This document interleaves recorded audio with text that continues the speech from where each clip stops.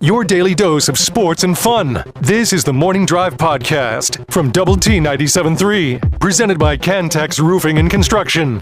I'm Mike Hebert, owner of Cantex Roofing and Construction. Every day is game day, and we'll get it right when it comes to your roofing, construction, windows, and mirrors. Call Cantex Roofing and Construction today. Together, we are one serving you.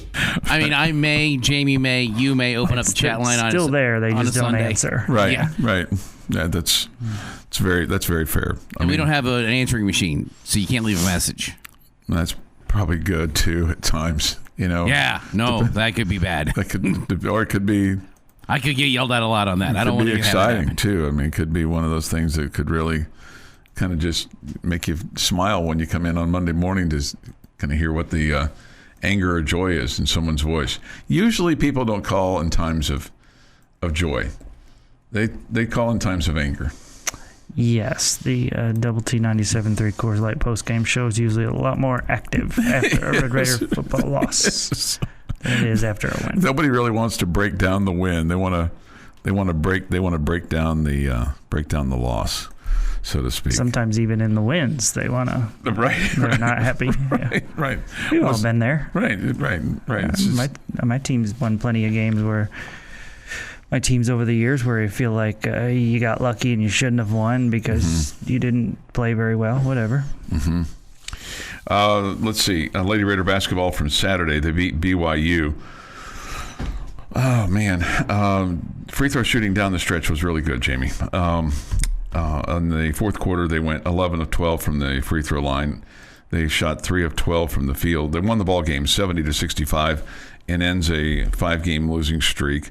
You get both Jasmine Shavers and Bailey Maupin in double figures for the first time in quite some time together. Shavers had 19, Maupin had 18, so they had 37 of the 70 points in the ball game.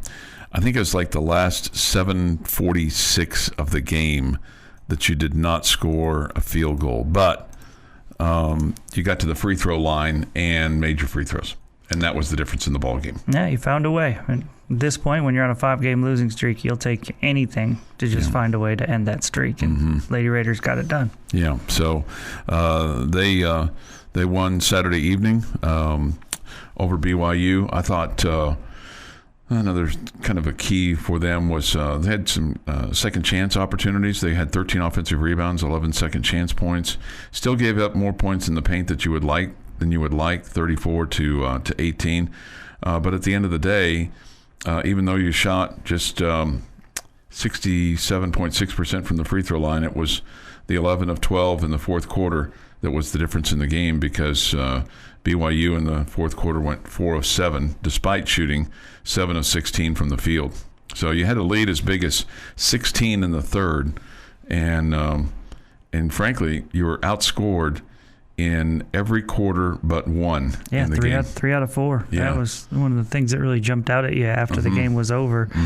It's probably not many times that you get outscored 3 out of 4 quarters and you find a way to win the game, but it was such a good second quarter for you where you outscored them by 11 that was really the difference.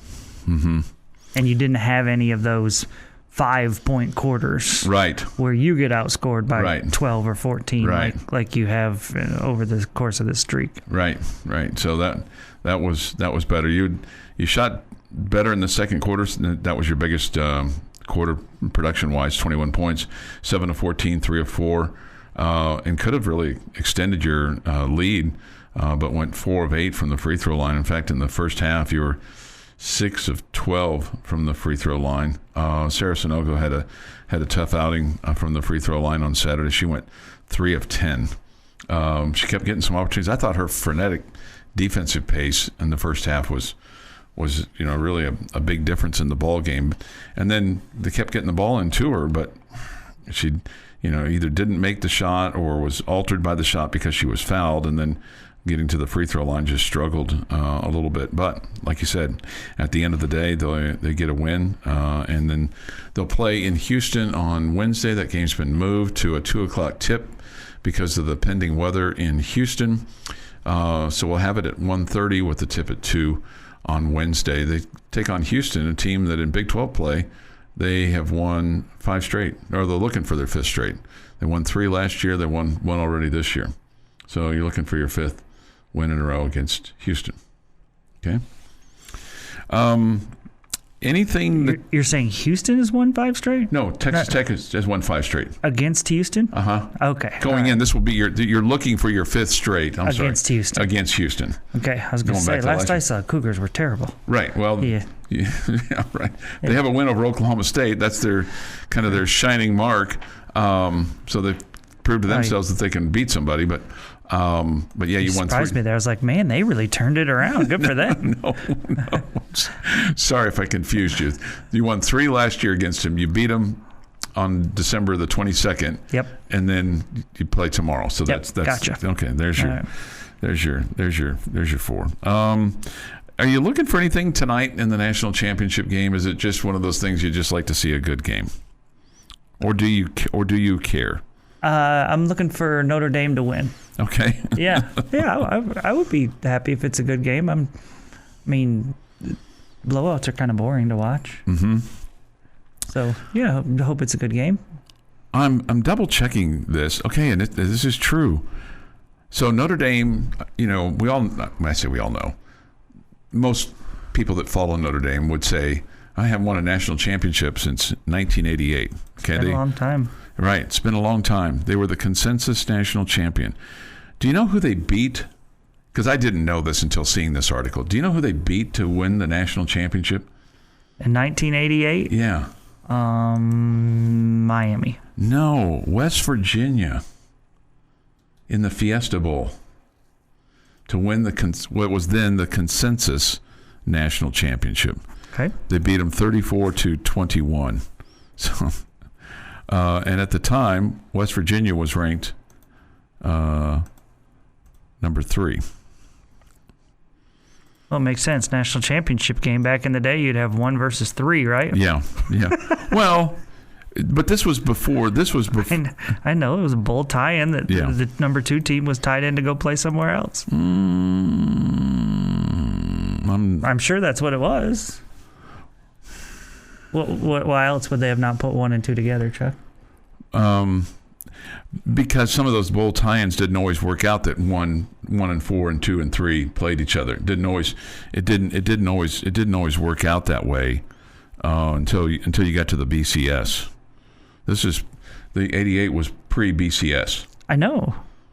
That's why it wasn't number 1 versus number 2, because number 2 was tied in somewhere and number Right. 1 was tied in somewhere. Right.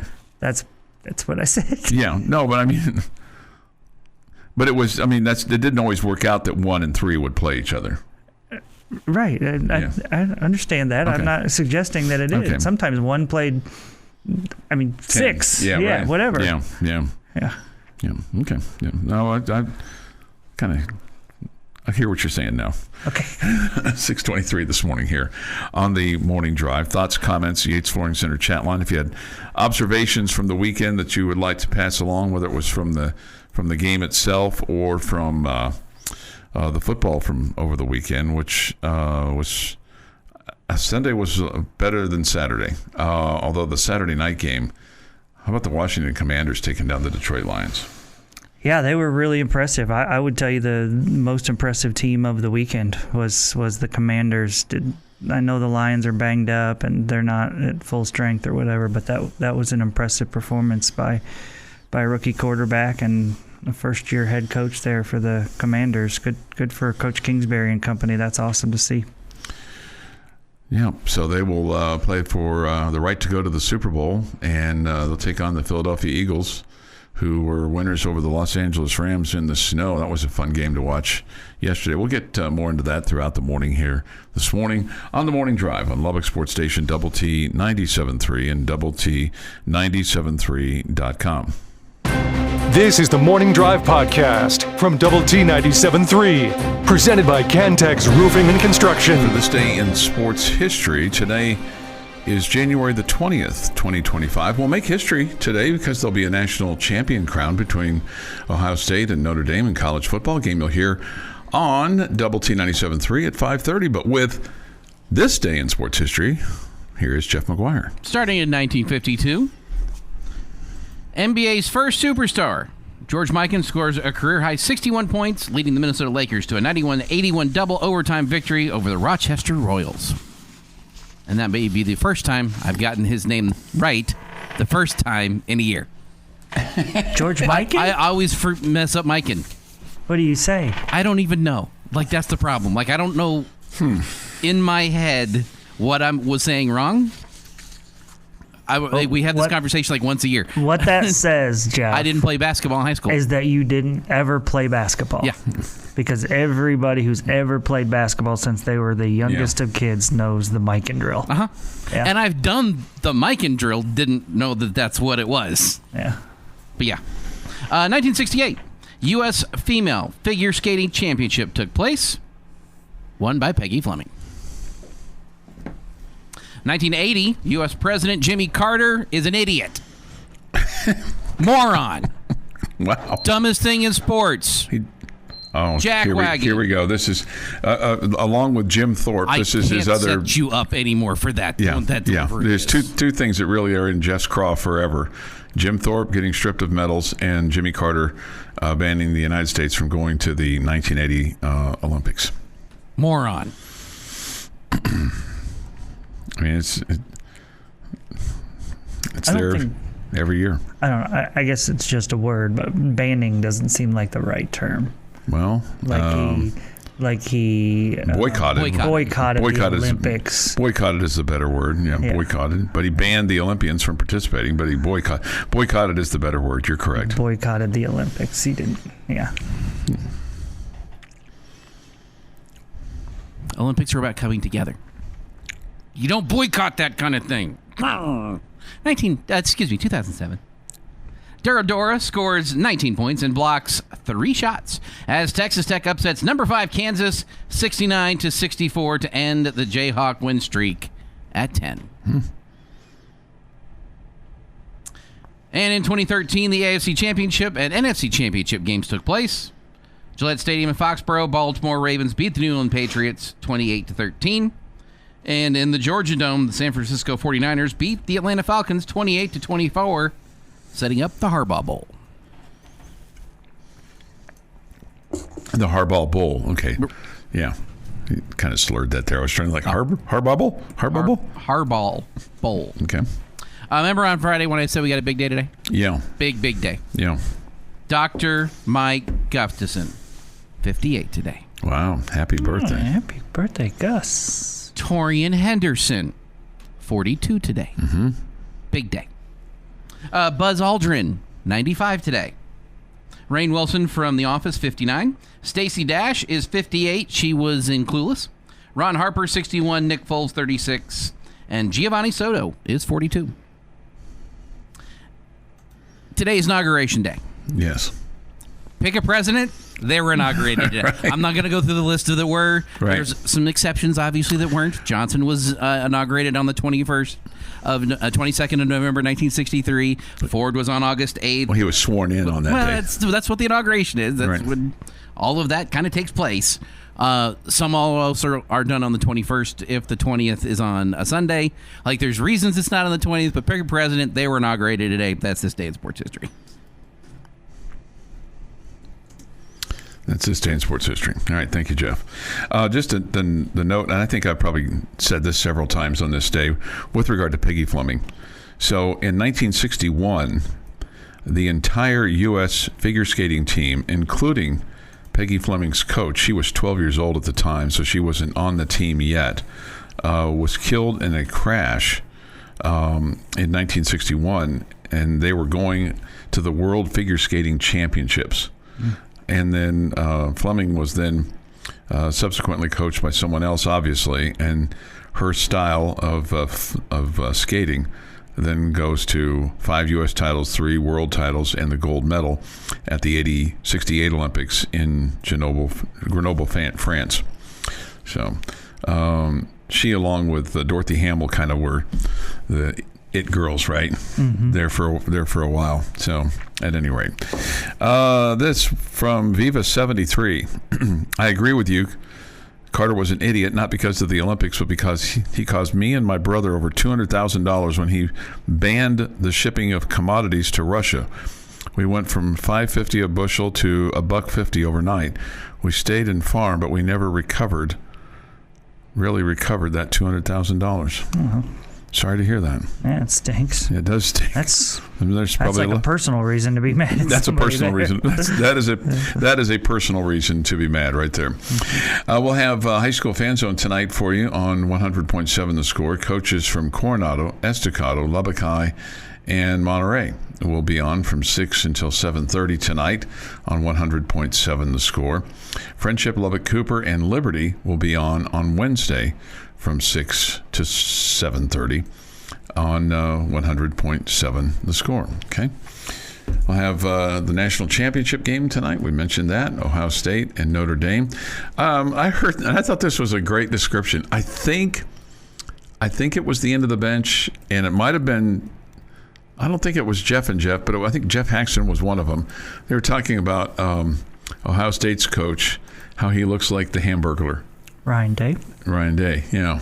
The Hamburglar from, like if you were going to have I can see that. McDonald characters come to life and play in a movie, that Ryan Day would be the Hamburglar. I can see that. Yeah. That's a good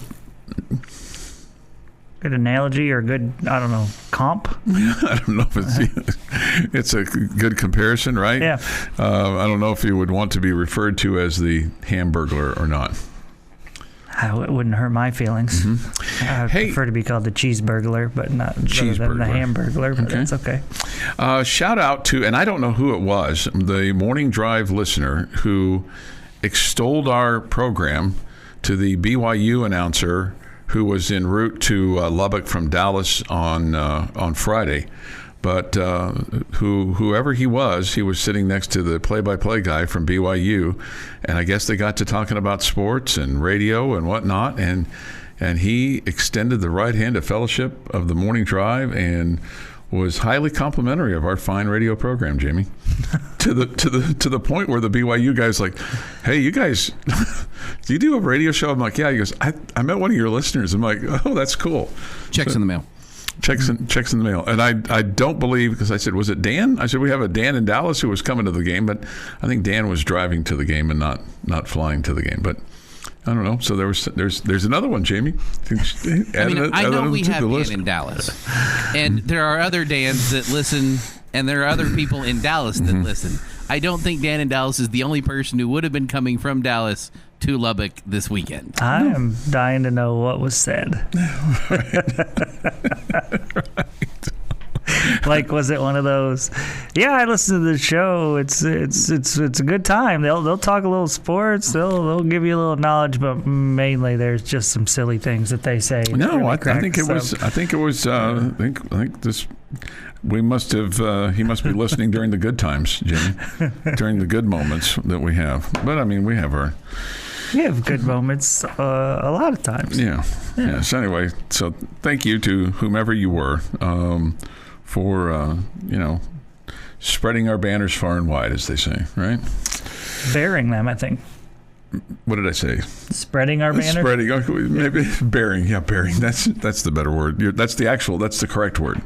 It's the word that's in the song. Bearing our banners far and wide. Long live the Matador and Double T 97.3.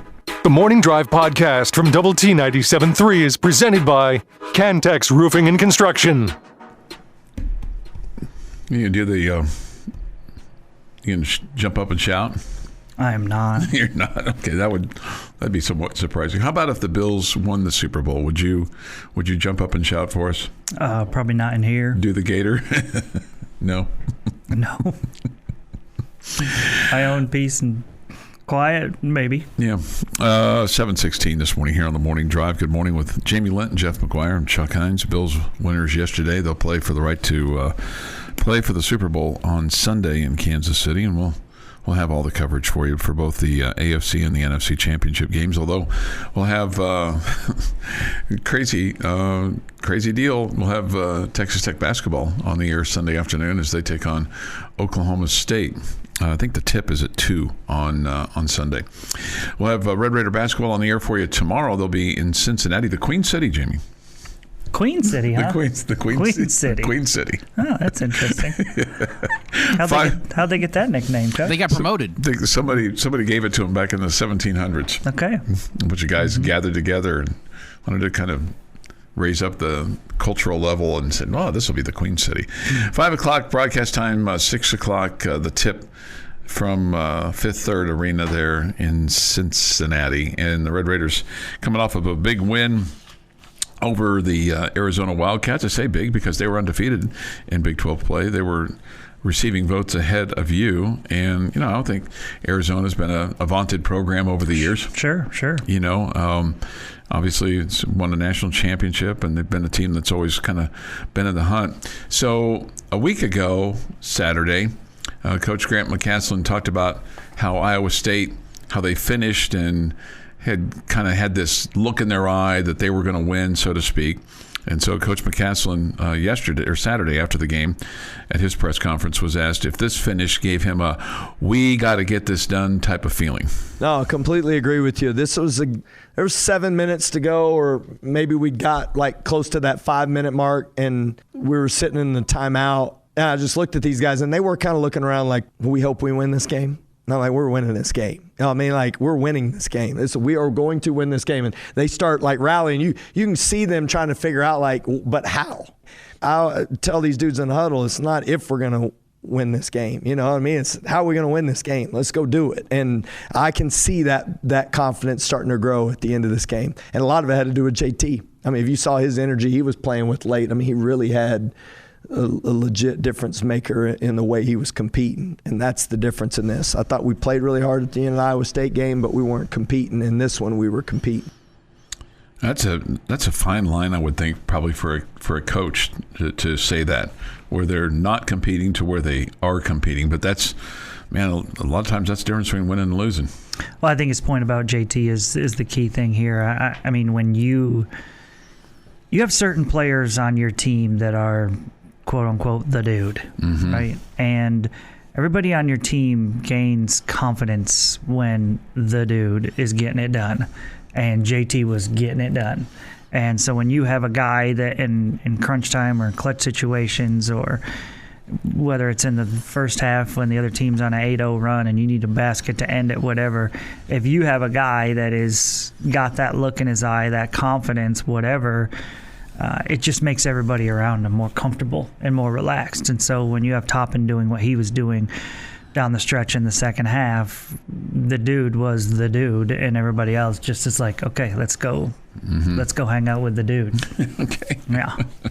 Makes it easy on everybody. Yeah. Otherwise, everybody else is out there, I'm nervous, I don't want to mess this up. He brings confidence. It's like having a great starting pitcher. Team's confidence is usually really good with great starting pitchers, right? You just know that guy's going to give us a chance to win. In basketball, it's a pure scorer that can score and that does not seem bothered by the moment. And when those guys are doing those things, the other players follow along around him. Not everybody is that guy. You can't force some people to be that guy, but JT Toppin is clearly that guy. And it was great to see him get 26 minutes of play, and a double-double, 20 and 16, and now it's like, okay, let's go do it again tomorrow night. When you're at 20 and 16, it feels like should be a different name than just double-double, right?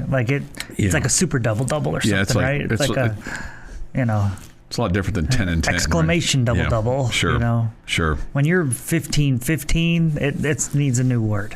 Yeah. Double-double is not good enough. A well-rounded double-double. Like an explosive double-double. Dominant double-double. Triple Ds. Yeah, he made 7 of your 24 field goals. He made 5 of your 15 free throws in the ballgame, and he drew 5 fouls in the ballgame. So yeah, all he was a stud. All big numbers. Jan asked this: what has happened to Kerwin Walton? He has done nothing on the basketball court. Right now, it's a guy that's struggling with his confidence. Yeah. Because he's not shooting the ball well. He's not getting the minutes that he normally does, and then again, he's paid to shoot the three. And if he's not shooting it well, or if he's not super confident, then there's. And I've told you before, I think he's a better defender than he gets credit for. But he's if he can't provide what he normally provides with his strength of shooting, you're just going to give somebody else those minutes. And right now, Christian Anderson's playing really well for you, so he's the one that's getting those minutes. I didn't go back and look at the play-by-play sheet with regard to Kerwin, but he only played 5:36. He had the one turnover, and I think after the turnover when they took him out, I'm not sure he came back on the floor. It feels like he came back in late in the game. Okay. Yeah, it was a long time in between him being on the floor. Yeah. Long stretch. Yeah, and Kerwin didn't forget how to shoot, but clearly he's going through something. Yeah, and sometimes that self-doubt in anything it is. It's like your worst enemy. And suddenly you're a shooter and you make threes, and all of a sudden you can't make threes. And now everything you do, you have no confidence. Yeah. All of a sudden you're not making crisp passes because you're thinking too much, or you're not handling the ball well because again you're worried about what could happen instead of what can I go do. Yeah. And I mean, even Division I great athletes and professional athletes, I'm not saying it's the yips or anything like that, but there's doubt. And that's why the whole sports psychology thing has become such a huge thing in college and professional sports. Those guys that can help players get through tough times of self-doubt and all that good stuff. Yeah. Do you think we need a radio psychologist to come in and Chuck Heinz, I don't think there is any doubt in your mind. You don't think there's any doubt? You seem like the most I think you have to confident in yourself guy that I know. I think you've got to have some. I think you've got to have those self convos every once in a while. Yeah, that's my problem. I'm having too many self combos, right? Yeah. Talking to myself way too much. Let's see here. I believe Tech will continue to grow. Hope to see them grow. Hope to see them in the March Madness again. Oh yeah, I think they're solidly in. In fact, On 3, Jamie did some bracketology. Their bracketology right now has Tech as a 7 seed in the Midwest region, playing in Raleigh. I don't like this matchup. They would play number 10 North Carolina in Raleigh, North Carolina. That would seem to give the 10 seed an awful big advantage there. Yeah, I don't think I'll worry too much about it at this point. Yeah. It's like that's a little early to be breaking down the matchup at this point. No, I'd be But worried. I would agree. If you're going to play in Raleigh, I would prefer not to play North Carolina. Right. I mean, I realize it's a little early on the bracket. Things could change between now and then. Sure. But I mean, I'd hope we can get to a better seed than 7, too. I do too. I mean, the more wins you put up, the better off you'll be. 7:25 this morning here on the Morning Drive. Jamie's question of the day is next. Your daily dose of sports and fun. This is the Morning Drive Podcast from Double T 97.3. Presented by Cantex Roofing and Construction. Jamie's question of the day on Double T 97.3 is brought to you by Connecticut of West Texas. All right, pull up your Red Raider men's basketball schedule. Question for you today. You are 6 games in, 4-2 mark. Yep. You got 14 remaining. What is the record in those 14 games? Oh, the 14 that are left. Okay. All right, so you got to go to Cincinnati. You've got to go to Houston. You've got to go to Arizona. You've got to go to Okie State, to CU. You've got to go to Kansas, and you got to finish at Arizona State. So 1, 2, 3. So six road and 8 home, if I'm counting correctly. I am going to say. This is going to be different than what I said the other day. 10-4. Okay. 10-4. Jeff? Dolly Parton, 9-5. Okay. I like Chuck's better. That would get you to 14-6.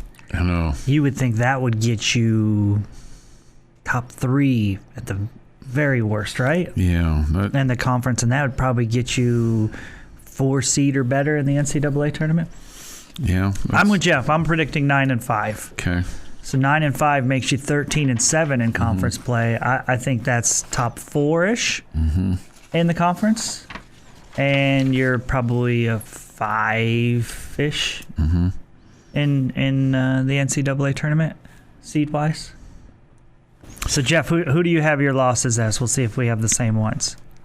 Okay, so I'm adding one extra because it's the Big 12.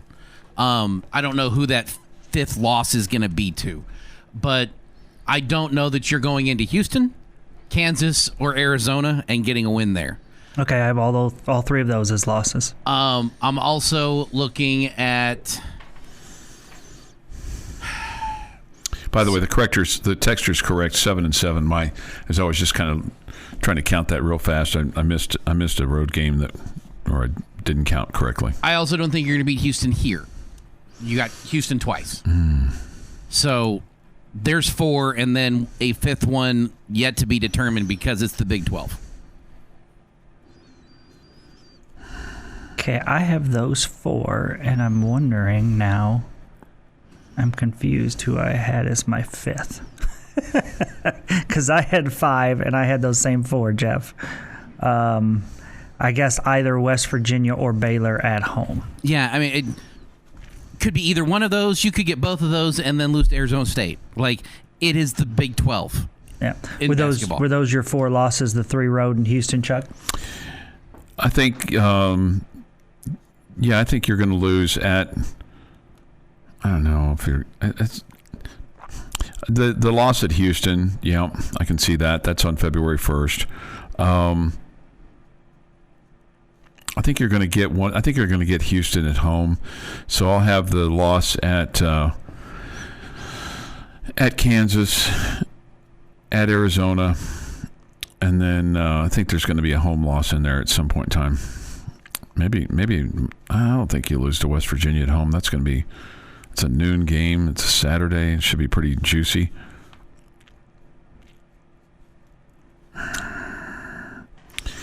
Maybe Baylor.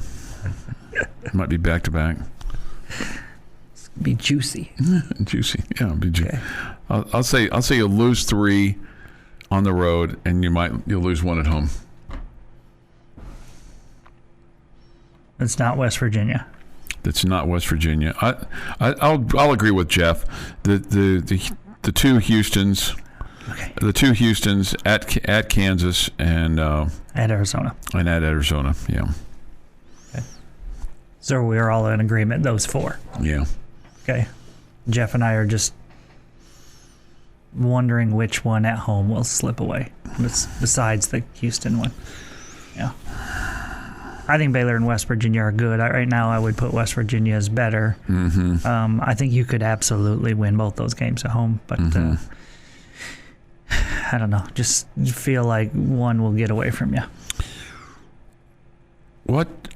But man, if at the beginning of the season we offered you 13-7, would you have taken it? I would have. Yes. Yeah, I think so. In this conference, yes. Yeah.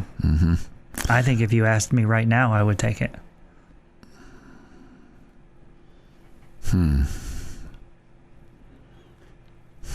Yeah, probably so, because. That being said, 9-5 is not like you're dominant down the stretch. It's just the schedule gets a little tougher with those 3 road games. The UCF loss at home and the Iowa State loss at home really hurt, obviously. But man, I do like how you've played the last 3 games, including that Iowa State game. I mean, actually the last 5 games, really, frankly. I liked how you played against Iowa State. I didn't love how you played against Kansas State. That was pretty. No, I get that, but I mean, you held a team to 57 points too, and I guess that's the half part of the glass that I'm looking at, not the empty part of the glass where you didn't shoot very well. Okay, sometimes you got to win ugly games, and if you're going to win an ugly game on the road, I mean, that was certainly one for the books, right? It was ugly. It was ugly. Yeah. I'm just saying. I think you played better against Iowa State than you did against Kansas State. No question. Yeah, I completely agree with you. That level of competition was just different. Yeah, and I would say that you played. I would say you played as good, maybe even not quite as good against Arizona as you did against Iowa State, at least offensively. I mean, but man, defensively, I mean, you certainly there's a 30-point difference. I mean, what do we say? Defense wins ball games, right? So, no, defense wins championships. Offense wins ball games. That's how that saying goes. Offense will win you a game. Defense wins you a championship. Okay. All right. Robert says 12-8 would be super. Okay. Even 12-8 in this conference, I think, is really good. Yeah. Everybody keeps talking about Arizona's bad non-conference. Remember, they play a big boy schedule. Yeah, I mean, you can't. Nobody here can talk about somebody else's bad non-conference schedule because.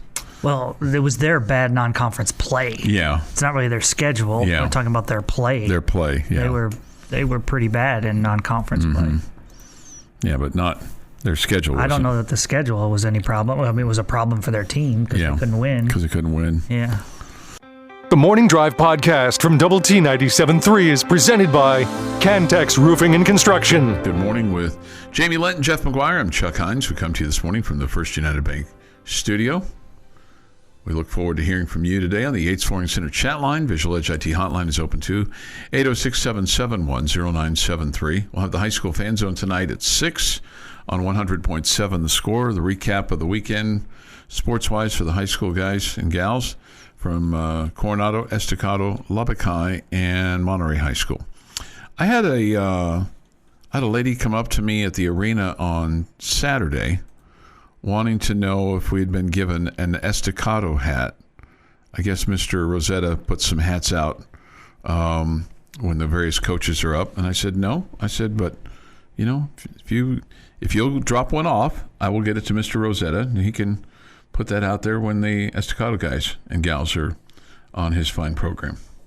So I thought that was very observant of her. She was looking out for Estacado, which is great, which is fine. No doubt. I said no. I said nobody's keeping anybody from anything. But if you have a hat or if you want to come up with something, bring it down to the station. I will get it to Randy, and I'm sure he'll be proud to put it out along with the other hats that he puts out for the various schools. So, not that we're looking for a hat collection, but the 7 that we're covering here would be great to have good representation from everybody, right? Absolutely. Yeah. We'll have Ohio State and Notre Dame on the air tonight. If you were picking this game for the national championship, who are you picking? I probably would favor Ohio State. Okay. Do you think it's high scoring, low scoring? I mean, and when I say high scoring, do you think the winner has to be over 30, or is it going to be a game in the 20s? I think in the 20s. Yeah, unless there's just an obscene number of turnovers or things like that, blocked kicks, pick sixes, things along those lines. Would you like to see the national championship game played outdoors, not in a comfortable 72-degree environment? Or do you care? I don't care. Okay. I mean, sometimes it'll be indoors, sometimes it'll be outdoors. I guess most of the time with these, they put them in a warm weather place. So yeah, I would guess. I want everybody to be comfortable. Yeah. Things like that. But man, I would also like the weather not to be the determining factor of who wins the game for the national championship. Same thing said for the Super Bowl. Well, I like the athletes to getting to it. Weather can be a factor. Okay. The actual championship, I would like the weather not to be a factor. Do you think weather was a factor yesterday in Philadelphia for? Yes. Absolutely it was. It could not be. Okay. I'm okay with it up to the championship game. Do you think the better team won in Philadelphia yesterday? Yes. Okay. And I think the better team won in Buffalo yesterday. Well, we'll find out when we get to our picks later. I disagree. You think Baltimore's the better team? And I think the weather caused them to lose, and that's just part of it. Yeah, that's just part of it. Yeah. And again, it's not like there's some warm weather team. Baltimore's as used to it as Buffalo. Yeah, Sure, So sure. it wasn't like a huge advantage. They just didn't handle it as well. Well, I emphasize team on purpose because I think Buffalo as a team, I think, is more together than Baltimore. I think Baltimore is a very talented team, obviously with what they have with their quarterback and their running back and their defense and things like that. But I think Buffalo is a better, quote, team than Baltimore. But yeah, we'll see. We'll see what happens when we review upon further review. All right, the Dallas Cowboys are still without a coach. The last time they didn't have a coach, when Jerry didn't retain Jason Garrett, it only took him a couple of days to find Mike McCarthy. It is starting to appear that maybe the guy that should be the pick is not going to be the pick, and that's Deion Sanders, Jamie, because so far there's no interview scheduled with him, no thoughts about bringing him in, at least what we know publicly. Yeah, I didn't think that was going to happen as far as Deion getting the job. I would imagine that both are saving face here, and Deion saying all the right things, but I don't think Deion wants to leave Colorado. This is what Drew Pearson said about that, and this is from the Dallas Morning News. He said Deion would not accept the job as head coach of the Dallas Cowboys unless he had control of personnel and decisions concerning personnel. Jerry should be able to relinquish that because he should have confidence enough if he hires Deion Sanders that Deion Sanders knows what he's doing. That's what Drew Pearson said. He went on to describe why he'd be a good hire. He knows how to build programs, find athletes, presence in the Cowboy locker room that we haven't had in a long time, a presence that's been there, a presence that knows what it takes to win a Super Bowl. If you kind of just looked at all things that were, on the table, and you were making the, quote, best decision for your company, would Deion Sanders, in your mind, be the best decision for the Cowboys? I think that he would do a good job, yes. So I think that would be the best decision. But I don't know that Jerry wants – I don't know. There's part of me that thinks that Jerry would really want to hire Deion. But there's the part of me that also thinks that Jerry wants to make sure he's got somebody that he knows he can control. And I don't know that he knows Deion. He can control Deion as much. I mean, I'll just be honest. I think the reason you don't have a Cowboys head coach is because he's coaching the offense in Philadelphia right now. And right now he is, odds-on favorite, by those that do those things, to be the next head coach of the Dallas Cowboys, Kellen Moore. A lot of people believe in him. Do you feel like Cowboy fans believe in him, or do you feel like Cowboy fans look at Kellen Moore and that he was one of the problems? I don't think Cowboy fans are enamored with Kellen Moore at all. Yeah, that doesn't also mean he was the problem. Like, we saw when Kellen Moore was running the offense, we saw your backup quarterback go in and go on a run of winning football games. That means he can coach an offense. He can guide an offense. He can be a play caller for that offense. I don't know that he was also the giant reason you were winning. There was a lot of talent on that team. Give or take, whatever, when he was with the Cowboys. What has he done since? The answer is nothing. He's made teams worse. But let's make him the head coach. Well, a couple other names on the list. And this one surprised me was Brian Schottenheimer. He's odds-on favorite along with Kellen Moore being the next head coach of the Cowboys. And he has been the offensive coordinator. This has been the Morning Drive Podcast, presented by Cantex Roofing and Construction. Check out our library of Double T 97.3 podcasts at doublet97.3.com.